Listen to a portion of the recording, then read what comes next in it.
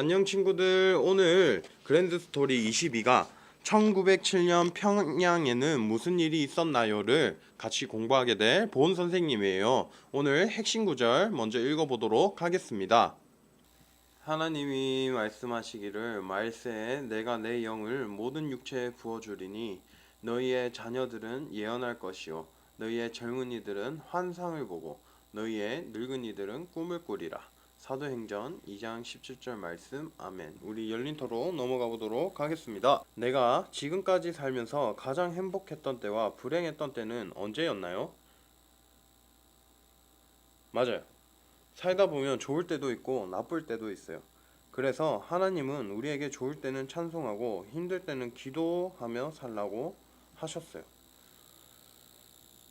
우리나라는 지금은 자동차도 많고 빌딩도 많고 사람들이 잘 먹고 잘 살지만 지금부터 약 100년 전까지만 해도 무척 어렵게 살았어요. 우리나라에 어떤 어려움이 있었는지 우리 시간 말씀터에서 살펴보도록 해요. 우리 말씀터로 넘어가 보도록 하겠습니다. 당시 우리나라는 매우 불안하고 불행한 나라였어요.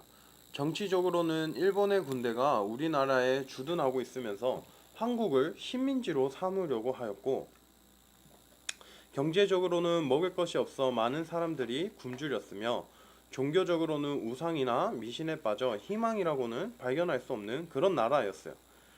1907년 한국의 상황을 한마디로 말하면 희망을 발견할 수 없는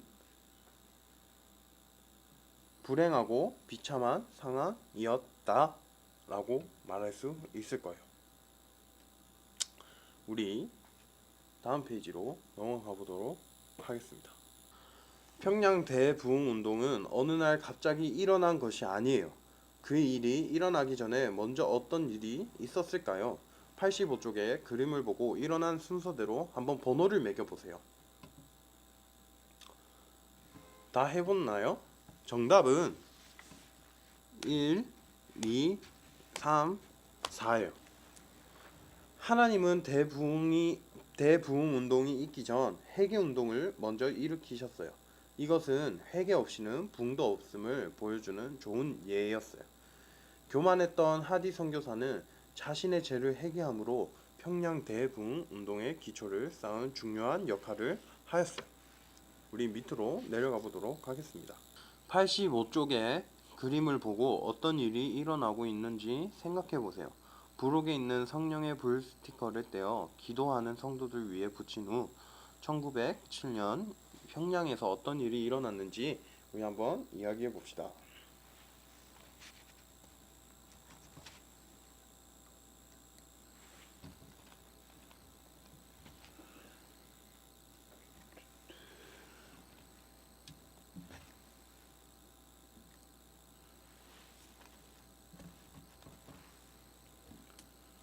이 장면은 길선주 목사님이 회개하는 장면이에요. 목사님은 자신이 1년 전에 세상을 떠난 친구가 재산을 관리해 달라고 맡겨놨는데 그중 일부를 자신이 가졌던 죄를 공개적으로 회개했어요. 그런데 놀랍게도 그 자리에 있던 사람들이 전부 자기의 죄를 고백하기 시작했고 그것이 부흥운동의 시작이 되었어요. 그 광경을 지켜보던 이기람 선교사님은 이렇게 고백했어요. 죄 자복은 계속되었고 죄의식에 고민하면서 땅을 쳤다. 회중은 울음바다가 되었고 이 기도에는 새벽 2시까지 자백과 눈물로 계속되었다. 1907년 평양은 한마디로 성령의 역사로 가득하였다. 또는 한국교회 부흥의 시초가 되었다 라고 말할 수 있어요. 우리 다음 페이지로 넘어가 보도록 하겠습니다. 평양 대부흥 운동이 일어난 후 사람들의 생활이 어떻게 바뀌었을까요? 86쪽의 그림을 보고 어떤 변화가 생겼는지 한번 살펴보세요. 그리고 내가 생각할 때 이러한 변화 중 가장 큰 변화가 무엇이라고 생각하는지 이야기해 보세요. 대구, 목포 등에서 부흥이 일어났고 또한 평양을 중심으로 교회가 부흥되기 시작했어요. 그리고 100만 명 전도 운동이 시작됐어요. 그리고 삶이 근본적으로 바뀌었어요. 1907년 부흥운동으로 그 해의 장로교회에서는 16,000명의 새신자를 얻었고 감리교에서는 10,000명의 새 신자를 얻었어요. 한 통계에 의하면 1907년에는 학습 세례교인인 9만 명이었으나 1908년에는 15만 명으로 늘어났다고 해요.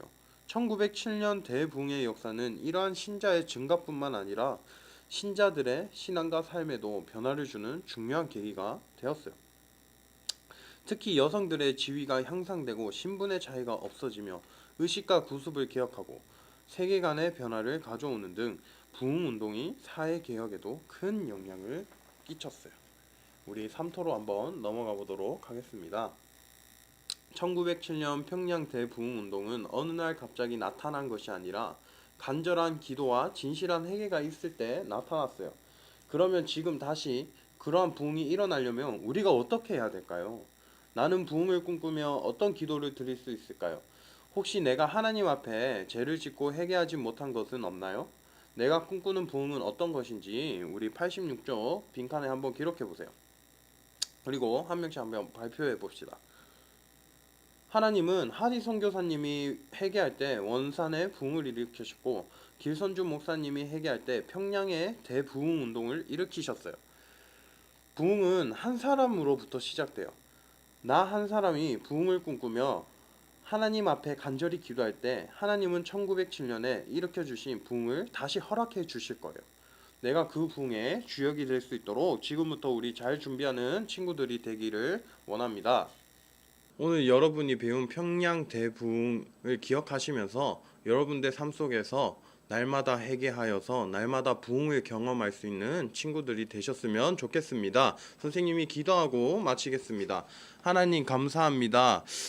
하나님께서 평양의 대부흥 운동을 일으켜 주셨던 것처럼 그리하여서 사람들이 회개하여서 부흥을 맛보았던 것처럼 우리 친구들도 날마다 삶 속에 회개가 있기를 원하고 날마다 부흥이 있기를 원합니다. 하나님 우리 친구들을 도와주세요. 예수님의 이름으로 기도드렸습니다. 아멘. 친구들 우리 다음 주에 또 만나요. 안녕.